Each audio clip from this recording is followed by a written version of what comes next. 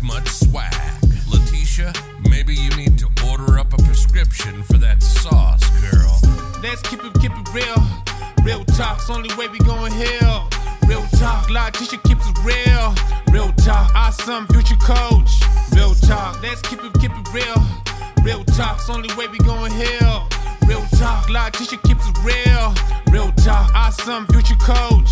Real talk, gotta keep it real with this mental health. Letitia's here to provide the help, so you can take care of yourself. You gotta do the work and nobody else. Are you ready to be enlightened, empowered, and inspired? Wipe your feet at the door, get your snacks, water, and an open mind to take in these priceless gems from your favorite therapist, Letitia.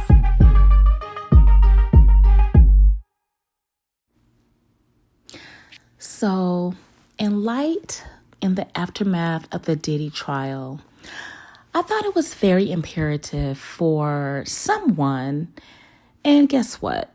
I volunteered myself to explain what consent and coercion is. Now, I believe that the psychologist, Dawn, I thought she did a fabulous job. And one of the things, I'm not going to lie, that bothered me, and I didn't hear anyone go against what the defense did. When they said, well, how can she explain what trauma is and all the ramifications and all that stuff if she haven't met with Cassie and Jane Doe? Now, again, I know the defense have to do their job in defending their client. However, it didn't make a lick of sense. And let me tell you why. When we go to school and we read textbooks, all of those things are based on theory. And I wish Dawn would have said that. We don't have to actually work with someone to provide a generalization of what happens. That's why we have empirical research. That is the reason for empirical research, because it comes to the conclusion of the likelihood of something happening based on research. So what's the use of us going to school and learning theory and foundational principles if we have to actually meet with each individual? No, there is a commonality and generalizations that can be inferred from research and theory. So I did want to say that because I just thought that was so illogical. And no one pushed back against that. I mean, I was literally screaming at the TV, like, what are you talking about? Everything that we learned in school is based on theory and someone else's experience. But when it comes to clinical impressions and clinical, like psychology, is based on theory, and theory is based on research. So I just wanted to bring that. And she was very qualified to testify. Another thing that they said against her, which I didn't agree with, was the fact that, she doesn't even practice. First of all, in our field, we take continuing education. We have to have units every 2 years, in some places where you're licensed every year, as long as we're licensed. So we are always educated. We're always accruing educational hours and accruing experience, because guess what? Our field is ever changing. It's ever evolving. So we have to stay in the know of what's going on. So I just wanted to add that. So let's just start. Consent in relationships. And the reason why I'm doing this is because I think a lot of people really don't know what consent and coercion is, especially when it comes to trauma victims, okay? And I don't even like to say victims. I like to say survivors, but you get what I'm saying, right? Consent in relationships refer to the clear, mutual, and voluntary agreement between individuals to engage in any type of interaction, that be emotional, physical, sexual, or otherwise. It is a foundational element of healthy, respectful relationships. Here's what consent means in relationships. Key elements of consent. Hear me, people. Freely given. Consent must be given without pressure, manipulation, threats, or coercion. Did you hear what I just said? Let me read it again. Let me say it again. Consent must be freely given. Consent must be given without pressure, manipulation, threats, or coercion. If someone feels obligated, scared, or unsure, it is not true consent. I wish the prosecution would have went a little bit deeper in this, and I wish Dawn would have went a little bit deeper as well. I was screaming at the TV like, can you have me testify? Because I am a trauma therapist, and I would have went a little bit deeper because it was some things that just wasn't dealt with and wasn't said. Number 2, and this is the key elements of consent. It must be informed. Each person should have all the relevant information before agreeing to something. If someone lies or withhold crucial details, the consent is not fully informed. In the case of maybe Jane Doe, and probably sometimes in the case of Cassie, there was some information that was withheld. Okay? Number 3, enthusiastic. A genuine yes should come from a place of desire, not obligation. Now, this can get a little tricky because I did hear some of we would call them entertainers for this for this video. They were asked on various podcast shows, well, did it seem like Cassie wanted it? They all said, well, she looked like she enjoyed it. How does that look, first of all? Because if you ask me, a person who's afraid of the consequences that's going to happen if she doesn't comply and seem enthusiastic and seem like she wanted, that person is going to do whatever it takes to put on an act and put on a show. So it just lets me know a lot of people really need to be informed and educated in these matters. So enthusiastic, a genuine yes should come from a place of desire, not obligation. Enthusiasm matters. Consent isn't just the absence of a no. It's a presence of a clear yes. And again, I know this may be hard to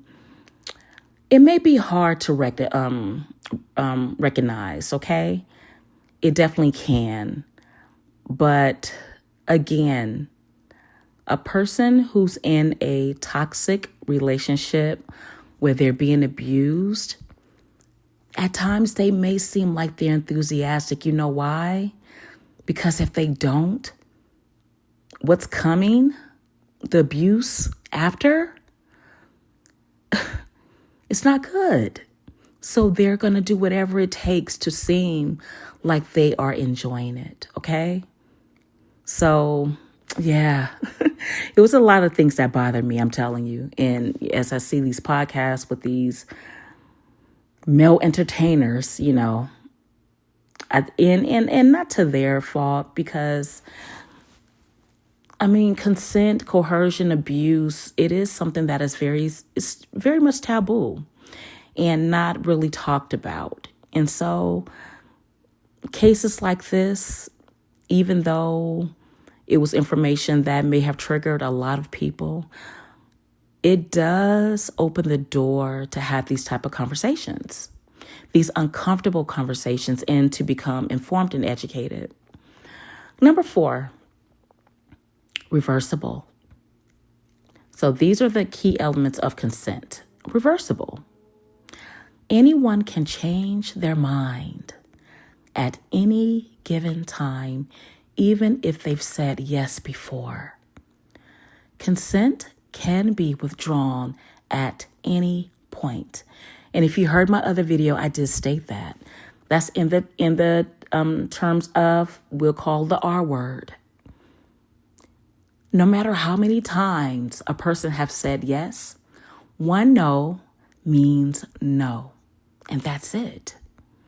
And so this can be applied to Cassie and Jane Doe. They may have wanted it other times, but one no means no. Now, I have heard people say, well, how would Diddy know when the no really meant no? That is a good argument. However, I think he knew if they didn't want to do it. But in the court of law, reasonable doubt. So I get it. I get it if all the defense have to do is bring reasonable doubt, and that's it. 5, specific. Agreeing to one act does not mean agreeing to others. Each new level of intimacy or interaction requires its own consent. And this happens a lot of times when, say, for instance, a woman have agreed to have sex, right? And some time during the act, the condom comes off. She didn't consent to this. Is this illegal? Absolutely. So fellas, be careful. Because each new level, each new act requires specific consent, okay? So examples of consent in action. Asking, are you okay with this? Do you want to keep going? Respecting your partner's body language or verbal cues like hesitation or silence. Checking in during emotional conversations. Can we talk about something heavy right now? Going on enthusiastic. Verbal yes before engaging in physical intimacy. So again, getting an enthusiastic response. Verbal yes before engaging in physical intimacy. And this lastly, it can be tricky because some person can play a part very well. So if I were you listening to this, I would do all of the above to make sure the person wants to do what you may want them to do if they're all in. Now, what consent is not? Consent is not silence or lack of resistance. So to say, well, she didn't push me off or he didn't push me off, and because it's not gender specific, because men are traumatized as well, okay? So just because a person didn't say anything and they didn't resist doesn't mean that's consent, okay? A one-time blanket agreement is not consent. So that means, if you don't understand, them saying yes one time doesn't mean that means for all the other times after, okay? Assuming because someone is in a relationship with you that they always want intimacy. That's not the case. Because whether you know it or not, and many of you may know this now, but just because you're married doesn't mean that that person is owned by you. That you can have sex anytime you want it, because you can word your spouse. That is possible, okay? You don't own them. So I will still check in even when you're married, okay? Coerced agreement due to fear, pressure, or intoxication. And I think we heard a lot of this in the Diddy trial. Coercion. And a lot of times people don't know what that is. And I'm going to be speaking about that next. What is it? What does it look like? Because I think we as a society need to be more educated. Okay. So again, it's not agreement due to fear. So you can't be threatening anyone and pressure anyone and having them under the influence and think that's consent, because it's not. Now, why does consent matters? Consent creates trust, safety, respect, and emotional security in relationships. It ensures that both partners are felt, heard, valued, and in control of their own boundaries. Okay, so let's get to coercion. Now, coercion is any attempt to pressure, manipulate, threaten, or force someone into doing something they truly do not want to do, especially when they feel they have no choice. Now, does this ring a bell in the Diddy case? Okay? Take some time to reflect. It is any attempt to pressure, manipulate, threaten, or force someone into doing something they truly don't want to do, especially when they feel they have no real choice. Now, let me ask you in a rhetorical way, because you can't speak back, not at least right now. In the comments you can. Do you feel at any given moment that Cassie or Jane Doe may have not wanted to? Just think about it. Ponder on that. Okay? Because the juries had instructions. They had to just basically find one time. One time. And that's it. Now, in simple terms, coercion removes the freedom of choice. Even if someone says yes, if they're saying it, it's because if they're saying it because they feel scared, guilty, trapped, or pressured, that's not real consent. That's coercion. Types of coercion in relationships. Emotional coercion. Guilt tripping someone. Maybe saying, if you loved me, you would so-and-so. Threats to leave, self-harm, or cheat if the partner doesn't comply. Using silence, anger, or mood swings to manipulate situations. Now, that's under emotional coercion. Now, let's talk about verbal pressure. What does that look like? Repeatedly asking or pestering someone after a no. Oh, come on. Pestering someone after they said no. No means no. Dismissing boundaries. You're overreacting, or you owe me. Does this ring a bell? I think I've heard this in this case. Using shame. You're the only one who has a problem with this. Let's talk about power-based coercion. One person using authority, financial control, or social status to get their way. Sounds familiar, doesn't it? Threatening to ruin reputations, end support, or take away children. Sounds familiar, right? Threatening to maybe release a tape and paying rent and some other things, right? So just think about it. Physical coercion, blocking someone's exit, evading their personal space, using force or threats of harm to gain compliance. Now, the 4 of these things I've read, I think I've heard it in this case. You be the judge.